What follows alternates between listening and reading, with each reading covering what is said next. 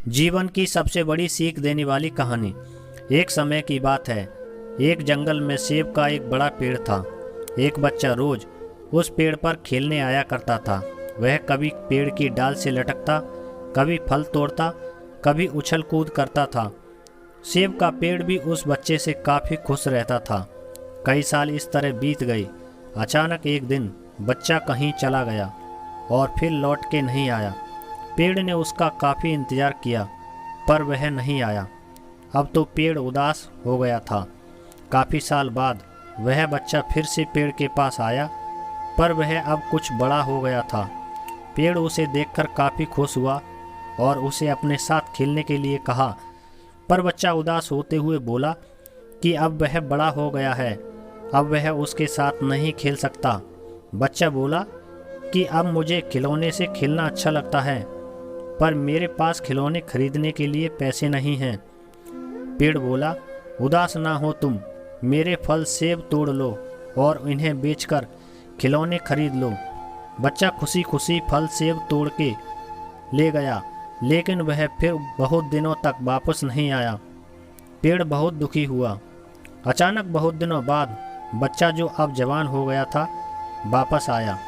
पेड़ बहुत खुश हुआ और उसे अपने साथ खेलने के लिए कहा, पर लड़के ने कहा कि वह पेड़ के साथ नहीं खेल सकता। अब मुझे कुछ पैसे चाहिए क्योंकि मुझे अपने बच्चों के लिए घर बनवाना है। पेड़ बोला, मेरी शाखाएं बहुत मजबूत हैं, तुम इन्हें काट कर ले जाओ और अपना घर बना लो। अब लड़के ने खुशी खुशी सारी शाखाएं काट डालीं और लेकर चला गया। उस समय पेड़ उसे देखकर बहुत खुश हुआ, लेकिन वह फिर कभी वापस नहीं आया और फिर से वह पेड़ अकेला और उदास हो गया था। अंत में वह काफ़ी दिनों बाद थका हुआ वहाँ आया। तभी पेड़ उदास होते हुए बोला कि अब मेरे पास न फल हैं और ना ही लकड़ी, अब मैं तुम्हारी मदद भी नहीं कर सकता। बूढ़ा बोला कि अब उसे कोई सहायता नहीं चाहिए, बस एक जगह चाहिए जहाँ वह बाकी ज़िंदगी आराम से गुजार सके। पेड़ ने उसे अपनी जड़ों में पनाह दी और बूढ़ा हमेशा वहीं रहने लगा। यही कहानी आज हम सभी की भी है। मित्रों, इसी पेड़ की तरह हमारे माता पिता भी होते हैं।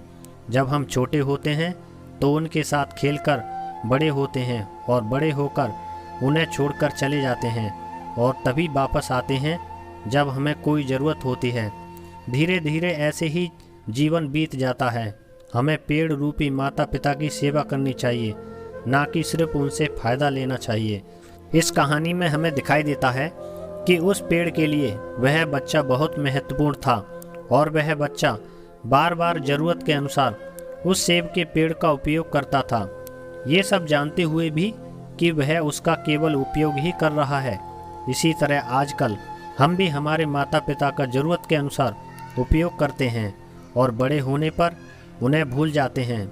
हमें हमेशा हमारे माता पिता की सेवा करनी चाहिए, उनका सम्मान करना चाहिए और हमेशा, भले ही हम कितने भी व्यस्त क्यों न हो, उनके लिए थोड़ा समय तो भी निकालते रहना चाहिए।